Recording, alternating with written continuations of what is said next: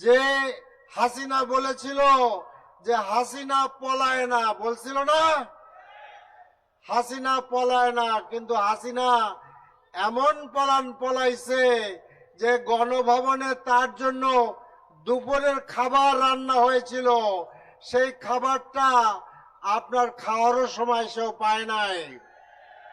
ইনশাআল্লাহ বাংলাদেশের জমিনে আওয়ামী ফ্যাসিস্টদের আর কোনো জায়গা হবে না। বাংলাদেশে আপনারা আসতে পারেন, আসতে হবে কাঠগড়ায় দাঁড়ানোর জন্য। বাংলাদেশের বিচারকরা এই হত্যা, জুলুম, গুম, খুনের বিচার করে আপনাদেরকে ফাঁসির কাস্টে ঝুলাবে ইনশাআল্লাহ। আজকে আমরা দাবি জানাতে চাই যে এই আন্দোলনে যারা শাহাদত বরণ করেছেন তাদের উপযুক্ত মর্যাদা দেওয়া হোক, জাতীয় স্বীকৃতি দেওয়া হোক এবং প্রত্যেক পরিবারকে উল্লেখযোগ্য পরিমাণ সহযোগিতা করা হোক।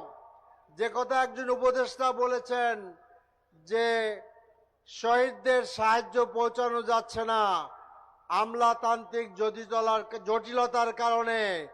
আমরা বলি এটা আমলাতান্ত্রিক জটিলতা না, এইটা হলো আমলাতান্ত্রিক অসহযোগিতা। কারণ বাংলাদেশের এখনো বিভিন্ন পরতে আওয়ামী আমলারা বসে আছে, ইমিডিয়েটলি তাদেরকে অপসারণ করুন। যারা আহত হয়েছেন তাদের দেশে বিদেশে সুচিকিৎসার ব্যবস্থা করতে হবে।